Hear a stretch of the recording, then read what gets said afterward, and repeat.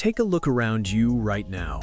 If you're in a cafe, an office, an airport, or even your own living room, you'll notice something strange once you really start paying attention.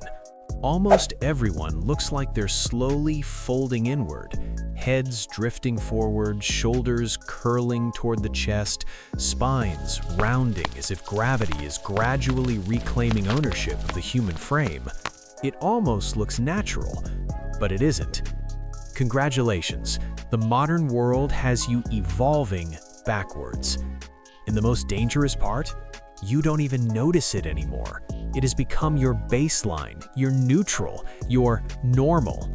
You only remember you have a body when something starts hurting, when your neck throbs at the end of the day, when your shoulders feel like they've been carrying invisible weight, when your lower back sends a sharp reminder that it still exists. But here's what almost nobody tells you. You are very likely shorter than you're supposed to be. Not genetically shorter, structurally shorter.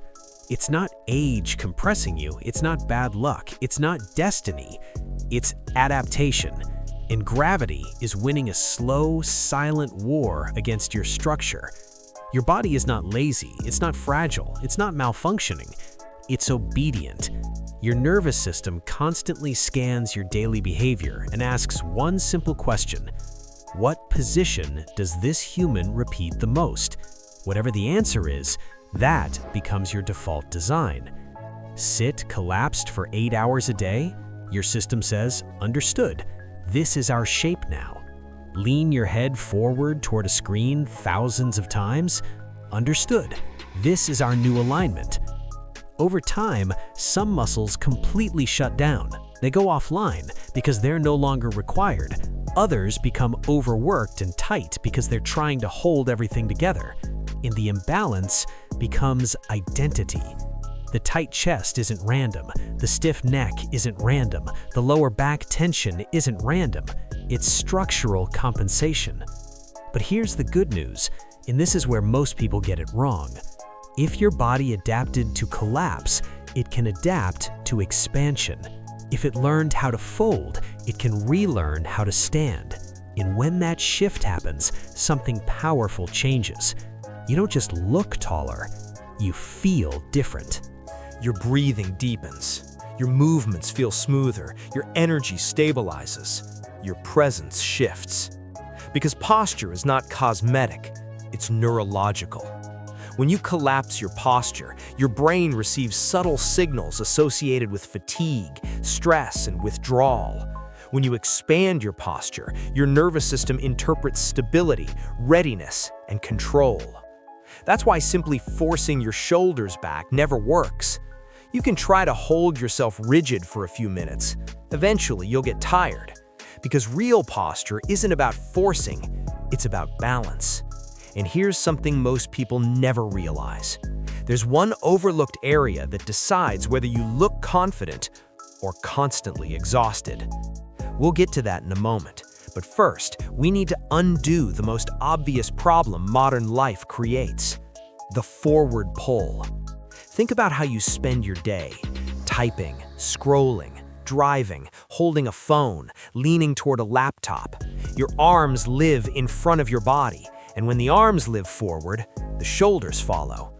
Over time, the front of your chest tightens and pulls everything inward. Your shoulders rotate forward and down. Your upper back stretches and weakens. So the first step isn't strength, it's space. Slow, controlled overhead arm movements, wide positioning, gentle outward tension, allowing the chest to open and the shoulders to rotate back where they naturally belong.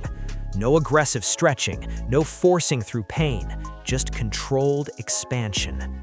You'll often feel your shoulders subtly drop into a better position within minutes, not because you commanded them, but because you removed resistance. Now let's talk about the turtle head effect. Your head was never designed to live inches in front of your torso. For every inch your head shifts forward, the effective load on your neck increases dramatically. What feels like a small drift creates massive mechanical stress. And here's what most people do wrong. They tilt their chin upward and think they fixed it. That's not correction, that's compensation. The real adjustment is subtle. You glide your head straight back, horizontally, eyes forward.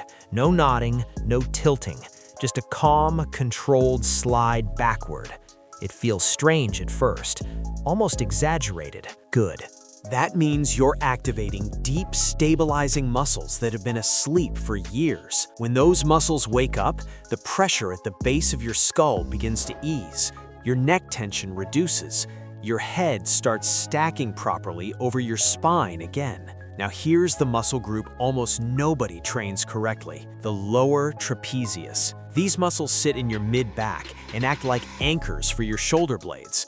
When they're inactive, your shoulders rise and collapse forward automatically. When they're engaged, your posture looks effortless. Most people try to fix posture by pulling their shoulders back forcefully, but without mid-back stability, that correction never lasts. So instead of brute force, you retrain patterning. Standing tall against a wall, slow upward arm movements, maintaining contact, controlled motion, no rushing. You're teaching your back how to support you again. This is the difference between trying to stand straight and actually being supported by your own structure. But here comes the second major shift. If your upper body collapses, your lower body is usually involved. Posture does not begin at your shoulders. It begins at your pelvis. When you sit for long hours, the front of your hips tightens. That tightness pulls your pelvis into an exaggerated forward tilt. And once the pelvis tilts, the spine above it must compensate. It becomes a chain reaction, so we gently restore alignment. A simple half-kneeling position, controlled forward shift, light activation of the glute on the trailing side. Nothing dramatic, just recentering the foundation. When the pelvis stabilizes, the spine has permission to align. And now we address something even more underestimated: inactive glutes. After hours of sitting, your glutes become passive. If they don't stabilize your hips, your lower back takes over.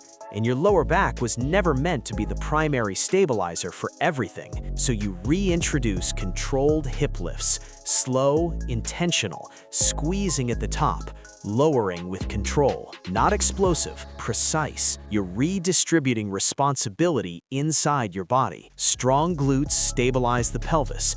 Stable pelvis supports the spine. Supported spine allows natural posture. And here's the truth most people need to hear. You don't fix posture once. You interrupt collapse repeatedly. The real secret isn't a perfect 10-minute block done once a day. It's frequent resets. Every hour, even for 60 seconds, you break the pattern. Open the chest, glide the head back, activate the hips. You remind your nervous system of the correct alignment before it adapts further into the wrong one. Because posture is continuous signaling. When you stand upright, your lungs expand more efficiently. Oxygen intake improves, your voice sounds fuller, your gaze becomes steadier. People perceive you differently, not because you're pretending to be confident, but because your structure communicates stability. The world responds to structure. You were not designed to live folded inward. You were built with an architecture capable of efficiency and power. The difference between looking drained and looking sharp often comes down to alignment. So here's your challenge. For the next 7 days, interrupt the collapse. 10 minutes total per day. Spread throughout the day if needed. Record yourself from the side today. Stand naturally. Then repeat after 1 week of consistent resets. Watch what changes, not just your height, your breathing, your presence, your energy. If you've made it this far, it means you understand something most people ignore until pain forces them to pay attention. Don't wait for pain. Correct the pattern now. If this helped you see your body differently, subscribe for more strategies to optimize performance from the inside out. Gravity never takes a break, so don't let it decide your structure. Stay aligned, stay upright, and I'll see you in the next one.